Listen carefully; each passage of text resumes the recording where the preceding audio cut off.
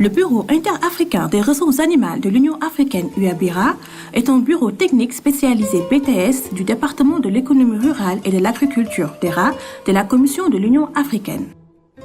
Son mandat est de soutenir et de coordonner le développement et l'utilisation durable des ressources animales, élevage, pêche et faune sauvage pour améliorer la nutrition, la sécurité alimentaire afin de contribuer au bien-être et à la prospérité des populations des États membres de l'Union africaine. La mission de l'UABIRA est d'être le véhicule de l'Union africaine pour assurer le leadership et intégrer les services d'appui pour le développement des ressources animales en Afrique. Avant la création de l'UABIRA, l'Afrique était gangrénée par le problème des maladies animales, en particulier de la peste bovine qui a dévasté un bon nombre d'élevages et de communautés d'éleveurs en Afrique. Le Bureau interafricain des maladies épizootiques, IBED, qui a ensuite été transformé en Bureau interafricain des ressources animales, a été créé avec pour seul mandat de contrôler et d'éradiquer la peste bovine en Afrique. À l'époque, le secteur de l'élevage en Afrique avait des politiques fragmentées et il y avait un manque de connaissances et de capacités pour traiter efficacement les maladies animales et le développement des ressources animales en général.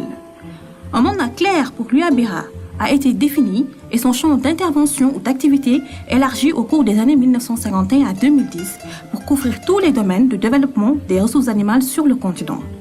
Ainsi, l'UABIRA a évolué et est devenu le premier bureau technique de l'Union africaine qui a un mandat clair de diriger le développement des ressources animales en Afrique. Les domaines d'intervention de l'UABIRA, qui se limitent à soutenir les États membres africains avec des connaissances, des compétences et des décisions dans les domaines de l'élevage, de la pêche et de la faune, comprennent santé animale et publique, gestion des ressources naturelles, sécurité alimentaire et des moyens de subsistance, commerce et marketing, renforcement des capacités. Les impacts majeurs que l'UABIRA a sur le continent comprennent l'évolution et la subsistance en tant que principale puissance de développement des ressources animales en Afrique et dans le monde, gouvernance sectorielle renforcée, approche coordonnée de la gestion des problèmes liés aux ressources animales sur le continent, renforcement des systèmes nationaux et régionaux, amélioration des moyens de subsistance et sécurité alimentaire et nutritionnelle, amélioration de la génération de revenus, approvisionnement alimentaire, paix et sécurité, amélioration du commerce et du marketing, amélioration de la coordination et du partenariat. L'UABIRA, en partenariat avec l'Union européenne, a obtenu de nombreux succès dans le domaine des ressources animales sur le continent. La peste bovine était la maladie la plus redoutée et la plus dévastatrice du bétail et de certaines espèces d'animaux sauvages, car elle causait la mort de plus de 90% des animaux sensibles. La maladie a eu de graves répercussions sur les moyens de subsistance, la sécurité alimentaire et nutritionnelle des millions de personnes en Afrique, car elle s'est rapidement propagée en Afrique de l'Ouest et du Sud après son introduction en Éthiopie. Pour faire face à la maladie, l'UABIRA a été créé et diverses initiatives ont été menées avec les États membres et les partenaires de l'UA, principalement l'Union européenne. Les initiatives comprennent le GP15 de 1962 à 1976, le PARC 1986-1998, le PAS 1999-2007 et le CERICU 2006-2010. Plus de 200 millions d'euros ont été dépensés pour ces initiatives. La peste bovine a été éradiquée avec succès de l'Afrique et du reste du monde et a été officiellement déclarée maîtrisée en 2011 par l'Organisation mondiale de la santé animale. À la suite de l'éradication de la maladie, la production animale et les moyens de subsistance ont été améliorés. Le secteur de l'élevage en Afrique se caractérisait par une analyse politique, une formulation et des compétences de traduction inadéquates. Il y avait des lacunes dans les capacités de générer des preuves pour l'élaboration de politiques. Il manquait de personnel suffisant avec des compétences pour formuler et analyser les politiques. Les cadres législatifs et réglementaires étaient inadéquats et les mécanismes de participation des parties prenantes au processus d'élaboration des politiques étaient également insuffisants. Pour faire face à ces problèmes, l'UABIRA, en partenariat avec l'Union européenne, a soutenu la création de 50 centres d'action nationaux et régionaux, soutenu les missions de la législation vétérinaire de l'Organisation mondiale de la santé animale menée en Afrique, mené une plus grande sensibilisation et appropriation de la politique nationale d'élevage par les parties prenantes, renforcé les services vétérinaires nationaux grâce à la mise à jour de la législation vétérinaire et a fait accroître la possibilité de renforcement du commerce intra-africain et international. La grippe aviaire est une maladie zoonotique transfrontière. Il a émergé en Asie en 2003 et a été signalé en 2005 en Europe et en 2006 en Afrique. De nombreux pays d'Afrique de l'Ouest et du Nord, 11 au total, ont signalé les infections. Le risque que la maladie devienne endémique chez les volailles semblait être une réalité au Nigeria et en Égypte. L'Afrique aurait pu devenir une niche. L'UABIRA et l'UE ont signé un accord de 30 millions d'euros pour une période de 36 mois afin que l'UABIRA fournisse un soutien aux acteurs pour la prévention et la lutte contre la maladie en Afrique. Cela a été exécuté dans le cadre du Spin-Up, IAH et d'autres projets. Le but du projet était de soutenir les 47 pays Afrique, Caraïbes, Pacifique dans la mise en œuvre de leurs plans de prévention nationaux et de contrôle de la propagation du virus HPAIA H5N1. Cette intervention a contribué à la réduction de l'impact socio-économique de l'IAH en protégeant l'industrie aviaire en Afrique.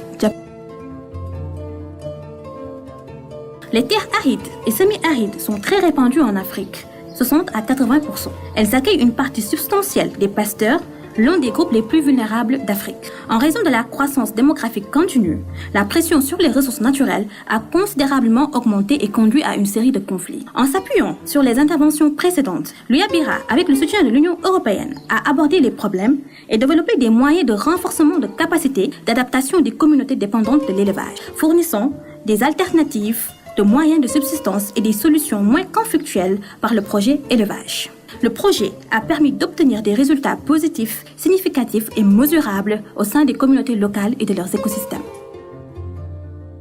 Le secteur de la pêche en Afrique a connu plusieurs problèmes, notamment un manque de cohérence et de mauvais cadres de gouvernance, un manque de coordination et de collaboration entre les principaux acteurs, une capacité institutionnelle faible pour mettre en place un système efficace de surveillance, de contrôle concernant la pêche illégale non réglementée et non déclarée, un sous-développement et pratiques non durables dans la pêche artisanale et l'aquaculture. L'UABIRA, en partenariat avec l'Union européenne, a apporté son soutien au secteur, ce qui a eu plusieurs impacts. Le secteur est maintenant à l'ordre du jour du CST de l'UE africaine sur l'agriculture, le développement rural, l'eau, l'assainissement et l'environnement. Les États membres ont développé la capacité de parler d'une seule voix. Un cadre politique et stratégique de réforme pour la pêche et l'aquaculture en Afrique ont été formulés et adaptés et le secteur est maintenant beaucoup plus ciblé. La plupart des États membres africains n'ont pas participé au processus de normalisation SPS ou n'ont pas respecté les normes SPS internationales. Le non-respect des normes SPS est considéré comme un obstacle majeur à l'accès aux marchés agricoles internationaux. La participation des pays africains aux réunions des organisations internationales de normalisation était généralement médiocre. L'UABIRA, avec le soutien de l'Union européenne et de la CUA, a renforcé et maintenu l'efficacité de la participation des pays africains au processus de normalisation SPS. Il a également permis aux États membres africains de prendre position au cours du processus d'établissement des normes. Ceci, à son tour, a contribué à la participation accrue des États membres de l'Union africaine au commerce international des produits de l'élevage et a également contribué à la réduction de la pauvreté et renforcé la sécurité alimentaire en Afrique à travers un meilleur accès au marché.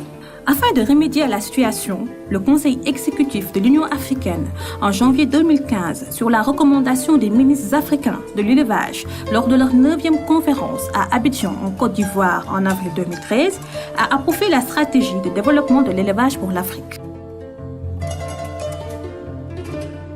De nombreux États membres de l'Union africaine ainsi que les communautés économiques régionales ne disposaient pas d'un système fiable de collecte et d'analyse des données sur les ressources animales de leur territoire et celles centrées sur la collecte et la notification des données zoosanitaires. Cela a rendu la planification basée sur des preuves impossibles et a également compromis la capacité de nombreux pays à remplir leurs obligations de déclaration à l'Organisation mondiale de la santé animale. L'UABIRA a mis au point le système d'information sur les ressources animales ARIS pour aider les États membres à résoudre le problème. Des experts des États membres et des communautés économiques régionales ont été formés et équipés. L'UABIRA a également travaillé avec d'autres partenaires pour assurer la compatibilité et l'échange de données et d'informations. Les États membres sont maintenant en mesure de fournir de meilleures données et informations sur les ressources animales et sont en mesure de fonder leurs décisions sur des preuves. L'UABIRA est maintenant en mesure de faciliter le partage d'informations sur les ressources animales à travers le continent. La population africaine croît de manière exponentielle, au point qu'au cours des 30 prochaines années, elle atteindra la barre des 2 milliards. Les économies africaines sont également en croissance, conduisant à une urbanisation rapide qui déclenche la révolution de l'élevage. La demande pour la plupart des produits de l'élevage est également en croissance exponentielle. Par exemple, la demande en viande passe de 14 kg en 2005 sur 7 à 26 kg en 2050. La demande en lait passe également de 30 litres en 2005 sur 7 à 64 litres en 2050. Cependant, la capacité de production de la plupart des pays africains ne sera pas en mesure de répondre à cette demande, ce qui entraînera une augmentation des importations de bétail et de produits de l'élevage. L'augmentation des importations aura des retombées négatives sur les moyens de subsistance et les économies de la plupart des pays africains. Afin de remédier à la situation, le Conseil exécutif de l'Union africaine, en janvier 2015, sur la recommandation des ministres africains de l'élevage lors de leur 9e conférence à Abidjan en Côte d'Ivoire, en avril 2013, a approuvé la stratégie de développement de l'élevage pour l'Afrique. L'approche stratégique est d'attirer le plus possible d'investissements du secteur privé en démontrant la compétitivité du retour sur investissement du secteur de l'élevage, encourager les gouvernements à investir dans des environnements appropriés afin de réduire le coût des affaires et les risques dans le secteur de l'élevage, transformer le secteur de l'élevage essentiellement traditionnel et pastoraliste et de subsistance en un secteur commercial dynamique en réformant le secteur par l'approche des chaînes de valeur ciblées et l'adoption de la technologie. Favoriser le changement de mentalité en remettant en question les récits existants et les propositions de valeur. La stratégie est basée et répond au cadre du PDDA tel que redéfini par la déclaration de Malabo et l'agenda Horizon 2063 de l'Union africaine. La vision de la stratégie de développement de l'élevage est un secteur de l'élevage compétitif et durable qui contribue significativement à une Afrique prospère. L'objectif de la stratégie de développement de l'élevage est de transformer le secteur africain de l'élevage pour une contribution améliorée au développement socio-économique et à la croissance équitable. Les objectifs stratégiques de la stratégie de développement de l'élevage sont d'attirer les investissements publics et privés le long des différentes chaînes de valeur du bétail, améliorer la santé animale et augmenter la production, la productivité et la résilience des systèmes de production animale, renforcer l'innovation, la génération et l'utilisation de la technologie, des capacités et des compétences entrepreneuriales des acteurs de la chaîne de valeur de l'élevage, améliorer l'accès au marché, aux services et à la valeur ajoutée. Chaque objectif stratégique comporte plusieurs domaines de résultats et options stratégiques pour les mettre en œuvre. Les petits ruminants sont parmi les espèces les plus communes sur tout le continent et offrent l'opportunité la plus pratique pour démarrer la mise en œuvre de la stratégie de développement du secteur de l'élevage. Les premiers résultats clés de la stratégie de développement de l'élevage peuvent ne pas être atteints si le contrôle et l'éradication des maladies animales ne sont pas pris en compte. Les petits ruminants sur le continent sont sérieusement menacés par la peste des petits ruminants et la nécessité de s'assurer que son contrôle et son éradication éventuelle sont la clé du succès de la mise en œuvre de la stratégie de développement de l'élevage africaine. Stratégie et programme panafricain de la peste des petits ruminants. L'Afrique a une grande population de petits ruminants qui forment plus de 2/3, 108% de ces animaux de ferme. La population des petits ruminants d'Afrique est répartie dans toutes les régions du continent, avec les concentrations les plus élevées dans la grande corne de l'Afrique et les régions du Sahel. Malheureusement, ce sont aussi les régions les plus exposées aux catastrophes naturelles et aux conflits, notamment en ce qui concerne la gestion et l'utilisation des ressources naturelles. En Afrique, les moutons et les chèvres constituent une source importante de moyens de subsistance. Ils sont principalement détenus par les femmes, les jeunes et les enfants. Les revenus tirés de la vente des moutons et des chèvres autonomisent les femmes et les aident à subvenir aux besoins de la famille en matière de soins de santé, de frais de scolarité et d'autres besoins essentiels du ménage. Les moutons et les chèvres se reproduisent rapidement et sont bien adaptés aux systèmes écologiques pastoraux et agro-pastoraux communs dans toutes les régions d'Afrique et sont donc un moyen important de reconstituer les troupeaux après les chocs environnementaux et politiques. Ils fournissent également des emplois et des revenus à un large éventail d'acteurs de la chaîne de valeur de l'élevage. Dans la région de la Grande Corne de l'Afrique, les ovins et les caprins jouent un grand rôle dans les recettes en devises puisqu'elles représentent plus de 90% de la valeur annuelle des exportations de bétail. La production, le commerce et la commercialisation des moutons et des chèvres sont menacés par la peste des petits ruminants, une maladie virale à propagation rapide qui tue jusqu'à 90% des ovins et des caprins infectés. Elle est présente dans 34 États membres de l'Union africaine, 4 pays de l'Afrique australe, dont l'Afrique du Sud, la Botswana, Namibie et Swaziland, qui ont été officiellement reconnus indemnes de la peste des petits ruminants sur une base nationale ou zonale. La peste des petits ruminants est l'une des principales contraintes à la production et au commerce des petits ruminants en Afrique. Elle sape tous les avantages de l'élevage des petits ruminants. Les pertes énormes et soudaines de bétail entraînent souvent les éleveurs et les fermiers à quitter leurs terres et leur culture à la recherche de moyens de subsistance alternatifs. Le fardeau financier de la peste des petits ruminants en Afrique est estimé entre 460 millions à 700 millions de dollars américains par an. Les moutons et les chèvres atteints de la peste des petits ruminants développent des signes de forte fièvre, des écoulements des yeux et du nez, des plaies dans la bouche, des difficultés respiratoires, la diarrhée et la mort. La peste des petits ruminants se propage par contact direct entre un animal infecté et un animal sensible sain, comme cela peut se produire à un point d'eau commun sur les marchés ou dans les pâturages. La peste des petits ruminants a des impacts socio-économiques résultant des mortalités et des mauvaises performances des animaux affectés. Dans une étude de cas au Kenya, des foyers de peste de petits ruminants dans une zone pastorale ont entraîné une augmentation de 10% du niveau de pauvreté parmi les communautés affectées. Dans une autre étude de cas en Mauritanie, il a été estimé que la vaccination de 89% du cheptel national à un coût de 700 000 dollars américains réduirait les pertes annuelles dues à la peste des petits ruminants de 86% de 5 millions de dollars à 700 000 dollars par an. L'éradication de la peste des petits ruminants est une priorité mondiale pour laquelle l'Organisation pour l'alimentation et l'agriculture et l'Organisation mondiale de la santé animale ont lancé une stratégie mondiale de contrôle et d'éradication en avril 2015.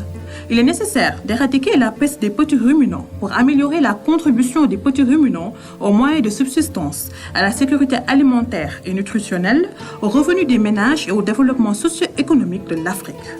L'éradication de la peste des petits ruminants contribuera à la réalisation des objectifs de la stratégie de développement de l'élevage en Afrique. Une stratégie panafricaine alignée sur la stratégie mondiale pour le contrôle et l'éradication de la peste des petits ruminants a été élaborée par le Bureau interafricain des ressources animales de l'Union africaine, UABIRA. La stratégie vise à éradiquer la peste des petits ruminants d'ici 2030, à contrôler d'autres maladies prioritaires des petits ruminants et à renforcer les services vétérinaires. Les partenariats avec les institutions techniques nationales, régionales et mondiales, ainsi qu'avec les organismes de financement, sont essentiels au succès de la stratégie. Un engagement politique soutenu et le soutien des gouvernements nationaux et des partenaires au développement de l'Afrique fourniront l'élan nécessaire pour assurer le succès. La stratégie sera mise en œuvre par phase de programme de 5 ans, chacun avec des objectifs et des résultats spécifiques. Le premier programme de la peste des petits ruminants panafricains couvre la période allant de 2017 à 2021.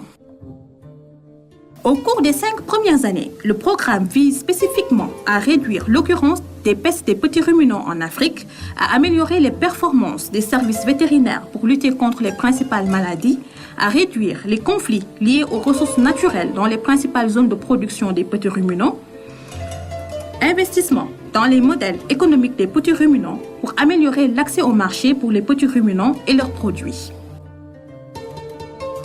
Le budget estimé pour la coordination du programme peste des petits ruminants panafricains, y compris le soutien technique et le renforcement des capacités par les États membres et les CER, s'élève à 47 812 800 €. Les fonds destinés aux activités connexes à mettre en œuvre dans les États membres seront collectés séparément sur la base des plans d'action nationaux et régionaux respectifs. Les activités de mise en œuvre de la stratégie et du programme panafricain de la peste des petits ruminants sont déjà en cours grâce au soutien apporté par l'UABIRA en collaboration avec la FAO et l'Organisation mondiale de la santé animale à certaines communautés économiques régionales et États membres pour élaborer des stratégies et plans d'action régionaux et nationaux pour la peste des petits ruminants, aussi bien que la participation dans des réunions régionales de la feuille de route de la peste des petits ruminants.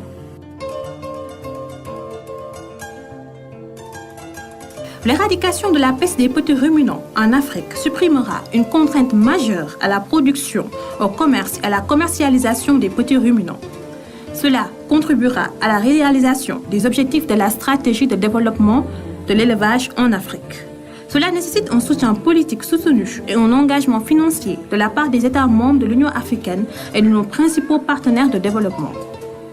Nous lançons un appel pour votre soutien et votre engagement à l'éradication de la peste des petits ruminants en Afrique et dans le monde.